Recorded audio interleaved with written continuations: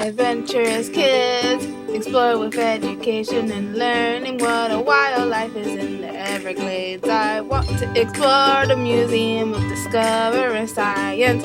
What plants do butterflies like? I want to know about Key West. Adventurous kids, learning and fun. Adventurous kids!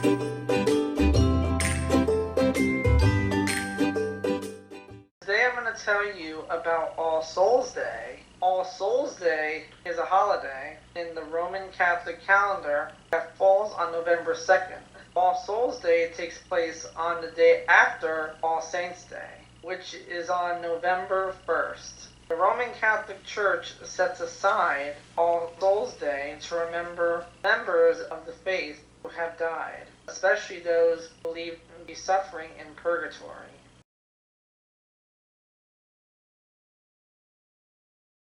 Through prayers, masses, and almsgiving, the living pay tribute to the dead and hope to help them enter into heaven.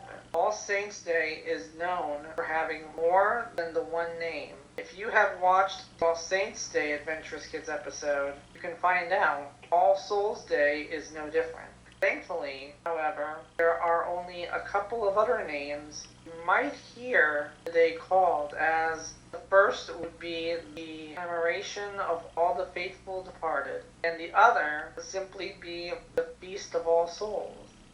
It's also sometimes known as, in Mexico's custom tradition, the Day of the Dead. It's similar to the Mexican Day of the Dead. See what I did there? The Mexican Day of the Dead is also known as Dia de los Muertos. It is an offshoot from the traditional Catholic version of All Souls Day. Both take place on the 2nd of November. They are both days that commemorate the dead. However, the Mexican holiday, which is also a national holiday in Mexico, is a celebration of the dead rather than a commemoration like All Souls Day. Soul cakes are associated with All Souls Day. Whilst you may never have heard of a soul cake, they were something traditionally eaten on All Souls Day and are still popular in certain regions today. It was said that every soul cake eaten on All Souls Day was a soul freed from purgatory. In Austria and Bolivia, soul cakes are left for the departed. Soul cakes are more like biscuits, whilst being called a cake. Soul cakes are more like a biscuit. This naming is due to the old meaning of the word cake, which originates from the Old Norse word haka. Soul cakes feature a cross in them similar to hot cross buns and are filled with ingredients like allspice, cinnamon, nutmeg, ginger, raisins, and currants. Christians would often go souling just like carol singers at Christmas. One way Christians would mark All Souls Day in the 19th and 20th centuries is to go souling.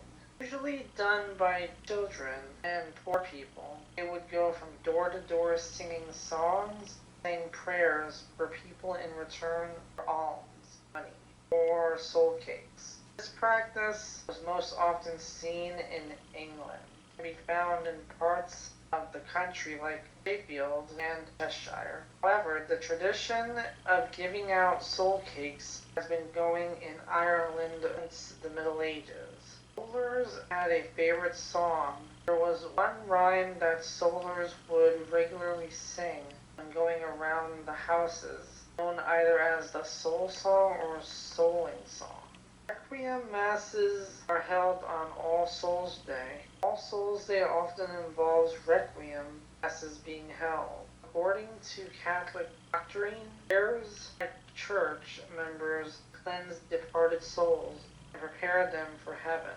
The prayer called the Office of the Dead from the 7th or 8th century AD is read out churches on All Souls Day. Today, a popular way to celebrate All Souls Day is the prayer. Catholic masses are often offered for the benefit of the dead, and many of their churches have the custom of asking parishioners